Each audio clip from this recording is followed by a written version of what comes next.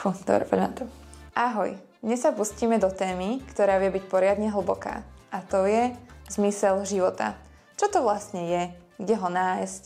A je vôbec možné ho len tak objaviť? Alebo si ho môžeme sami vytvoriť?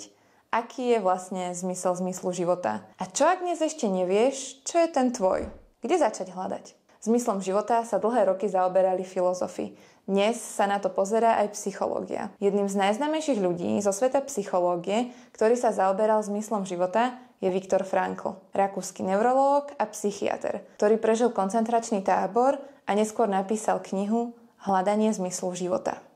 3 piliere zmyslu života. Podľa Frankla má zmysel 3 piliere.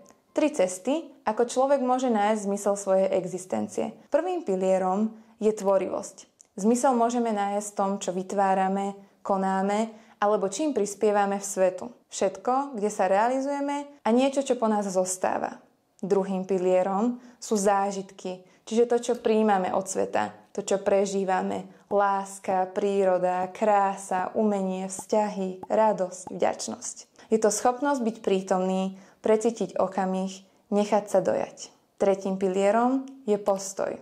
A to aj ten k utrpeniu. Keď už nemôžeme zmeniť situáciu, vždy môžeme zmeniť svoj prístup. Frankl tým chcel povedať, že zmysel nie je niečo, čo vymýšľame, ale niečo, čo objavujeme. Každý deň, každou voľbou, v každej situácii. Prečo vlastne riešime túto tému? Každý z nás sa občas zamyslí nad tým, prečo robíme to, čo robíme. Táto otázka, prečo, nás sprevádza celým životom.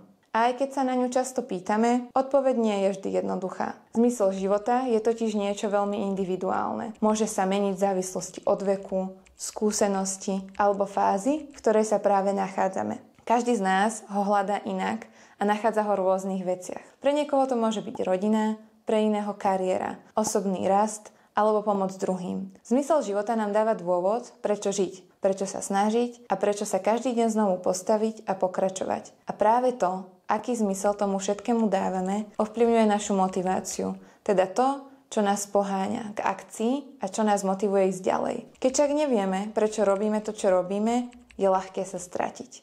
Často to prichádza v obdobiach zmien a rozhodovaní. Napríklad, keď končíme strednú školu a nevieme kam na vysokú. Keď sme po vysokej a nevieme čo ďalej. Alebo sme v práci, ktorá nás nenapĺňa. V týchto chvíľach sa ľahko dostaneme do situácie, keď hľadáme, čo vlastne dáva nášmu životu zmysel. Psychologické výskumy ukazujú, že ľudia, ktorí majú jasne definovaný zmysel života, sú odolnejší, lepšie zvládajú stres a menej podliehajú depresiám. Zmysel nás totiž nielen motivuje k akcii, ale zároveň nám poskytuje stabilitu v ťažkých obdobiach a pomáha nám nájsť cestu ďalej.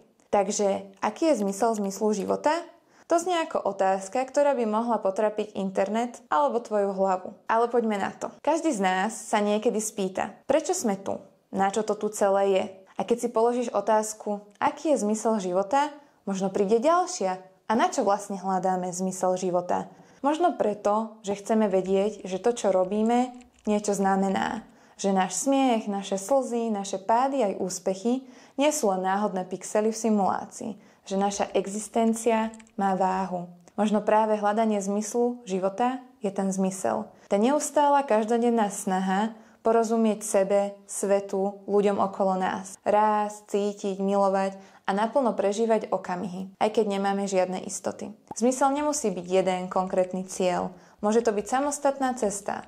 Rozhovory, pri ktorých zabudneš na čas. Veci, ktoré robíš len preto, že ťa naplňajú.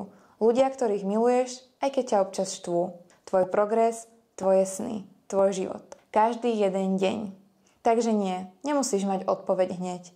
Zmysel života nie je poklad, ktorý musíš objaviť. Je to niečo, čo sa tvorí. Niečo, čo si ty tvoríš v každom momente.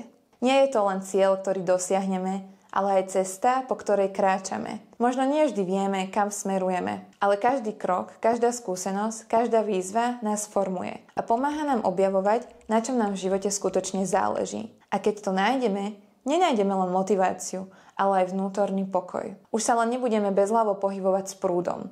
Zrazu budeme vedieť, prečo robíme to, čo robíme. A tento zmysel nám dá energiu a silu pokračovať. Motivácia, ktorá vychádza zo zmyslu života, je oveľa silnejšia a trvácnejšia než tá, čo závisí len od vonkajších okolností, ako sú peniaze alebo úspech. Objavovanie zmyslu nie je jednoduché, ale keď ho nájdeme, náš život dostane nový smer a my vieme, kam ideme. A práve tento pocit jasnosti a naplnenia nás poháňa k tomu, aby sme žili naplno a s väčšou vášňou. V ďalšom videu si ukážeme praktické nástroje na objavovanie zmyslu života.